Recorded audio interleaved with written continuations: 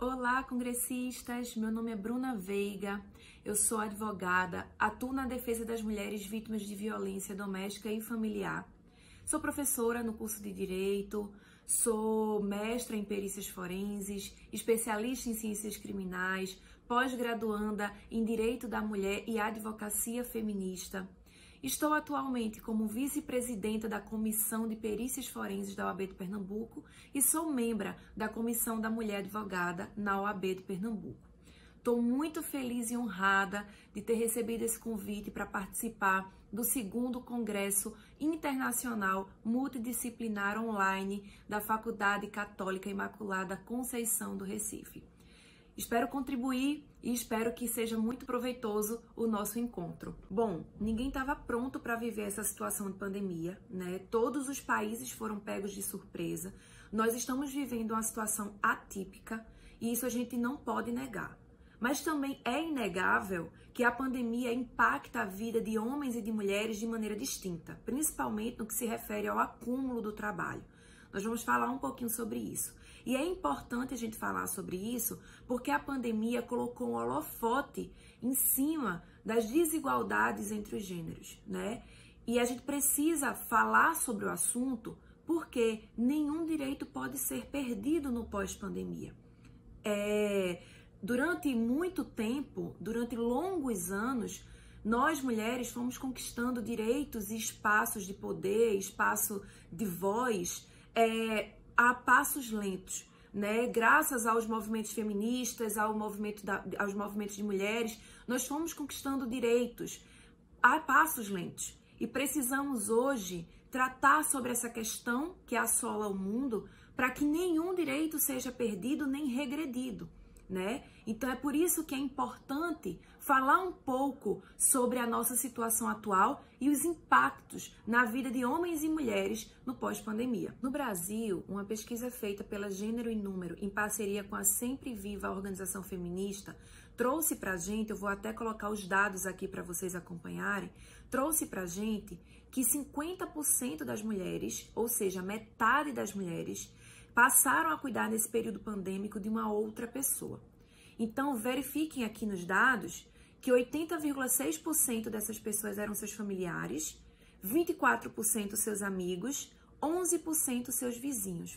Lá no finalzinho do gráfico do resultado da pesquisa, vocês conseguem verificar que 65,4% das mulheres avaliaram que a responsabilidade com o trabalho doméstico e de cuidado dificulta a realização do trabalho remunerado. Percebam então que essa mulher ela está sobrecarregada no período pandêmico. Ela está em casa, cuidando dos seus afazeres domésticos, cuidando de outras pessoas e também fazendo o seu trabalho remunerado, se assim ela já fazia. Então, ela está em home office, fazendo esse seu trabalho, acumulando todas as outras funções. Outra pesquisa realizada pelo Instituto Datafolha aponta que as mulheres estão mais estressadas e mais ansiosas por questões do trabalho, por questões profissionais, em comparação com os homens. Essa mesma pesquisa vai trazer que 21% dos homens estão acumulando as suas funções de home office, de trabalho remunerado, mais atividades domésticas. Então, em comparação com as mulheres que estão em 57% dedicadas a esse acúmulo de trabalho. Dentre essas mulheres que estão acumulando as funções, né, de home office mais atividades domésticas, 64,5% vão apontar dificuldade em dar conta de todos esses serviços. Além disso, a mulher é a maioria que sofreu impacto de redução salarial ou de perda de emprego. Bom, sem falar no aumento da violência doméstica e familiar contra a mulher, que cresceu exponencialmente nesse período pandêmico, né? A OMS coloca como uma situação, como uma medida de proteção e de não proliferação do vírus, o isolamento social, né? A OMS pede que a gente fique em casa, mas existem alguns lares que não são seguros, né? Que para a mulher não é seguro. Então ela passa a viver muito mais tempo com o seu agressor dentro daquele ambiente que deveria ser um ambiente de acolhimento e um ambiente de proteção, mas infelizmente não é a realidade de muitas. E aí, por essa razão, a violência cresceu muito. E ainda nós não temos o real impacto desse aumento, porque os dados ainda estão sendo atualizados, justamente porque a mulher ela está ali dentro daquele ambiente e não está conseguindo sair também para fazer as denúncias. Então a gente começa a visualizar alguns mecanismos, né, algumas políticas públicas desenvolvidas para tentar ver se essa mulher consegue chegar aos canais de denúncia, né? Então a gente viu aquela campanha do X vermelho na mão, a gente viu algumas campanhas de WhatsApp 24 horas, né? Algumas políticas públicas foram implementadas para a gente tentar trazer o real dado, né, dessa situação. Em uma pesquisa rápida, ainda não foi concluída, né, que a gente está fazendo, eu e algumas outras colegas de pesquisa, nós não temos dados oficiais de aumento. Apesar de sabermos que existe um aumento, ainda nós não temos esses dados oficialmente, porque realmente a mulher está sentindo dificuldade em ir até os canais de denúncia, em fazer essa denúncia, em registrar os boletins de ocorrência, em chegar às autoridades competentes, né, em quebrar o ciclo.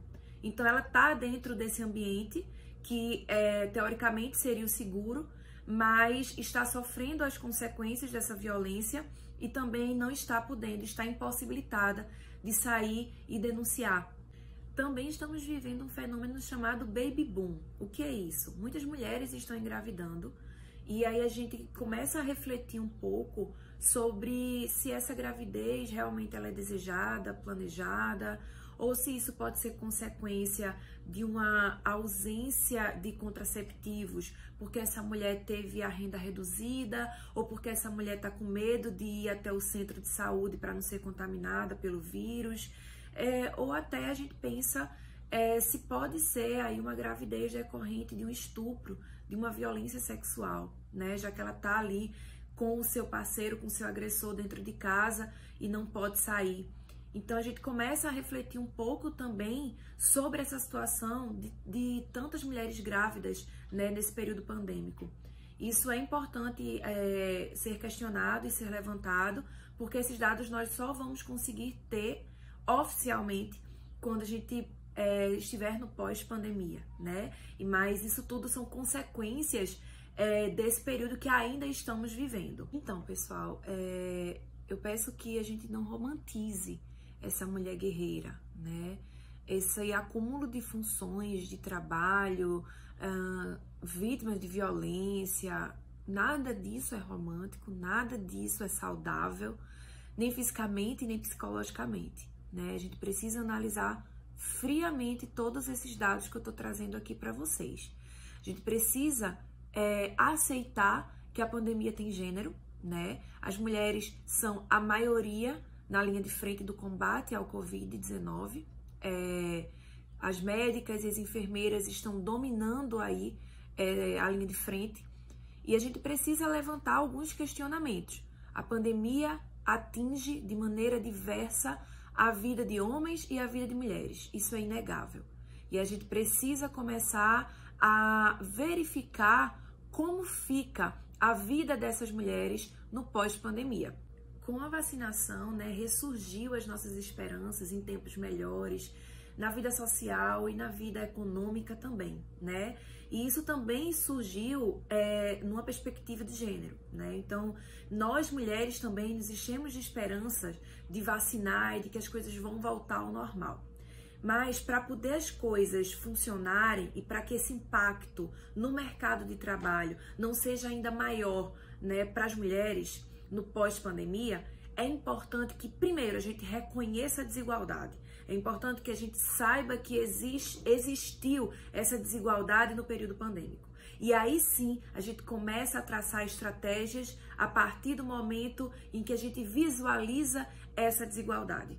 Então a gente começa a pensar em políticas afirmativas que contemple essa desigualdade de gênero, né? E aí a gente precisa tratar a mulher como um ser vulnerável nessa situação, porque existe desigualdade, isso é um dado. Eu trouxe para vocês aqui dados reais de que a pandemia impacta a vida de mulheres de maneira diferente que impacta na vida dos homens, né? Isso não é um achismo, isso não é uma perspectiva, isso é real, isso é dado, isso está comprovado, né? Então a gente precisa aceitar, reconhecer e precisa começar a traçar planos, estratégias, políticas públicas, ações afirmativas, reconhecendo isso. Então, como é que a gente faz? A gente começa, então, para poder fazer com que essa mulher volte ao mercado de trabalho, a gente começa a pensar, então, em contemplar o direito de creche, efetivar esse direito constitucional, que é o direito de creche. A gente precisa também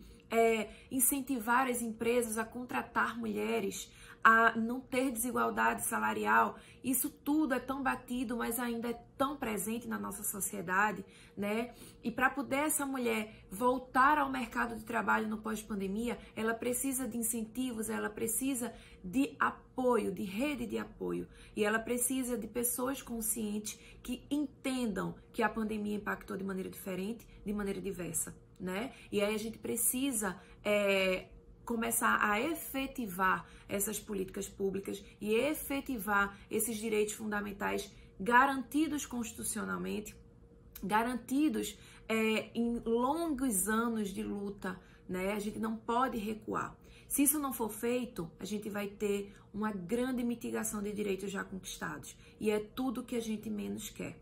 Estou na esperança que esse período acabe, que essa fase difícil passe, que a gente tenha mais empatia pelas figuras femininas, que a gente acolha essa mulher que está cansada, que está acumulando serviços, que ela não sinta mais esse impacto, nem agora enquanto estamos vivendo, nem depois, né, quando voltar ao mercado de trabalho. Eu espero que esse tempo seja um tempo de reflexão e de mais empatia, de mais respeito, né, pelas figuras femininas, pelas mulheres guerreiras, não romantizando, né? Mas é isso.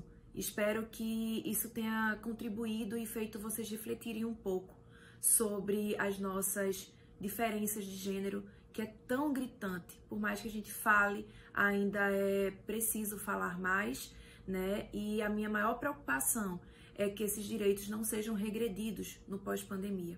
Que essa mulher consiga voltar ao mercado de trabalho com sua renda garantida, com o seu filho no lugar seguro, né? Com a sua, enfim, com sua estruturação, com a estruturação que ela merece, sem diferença salarial, podendo conquistar os espaços de liderança.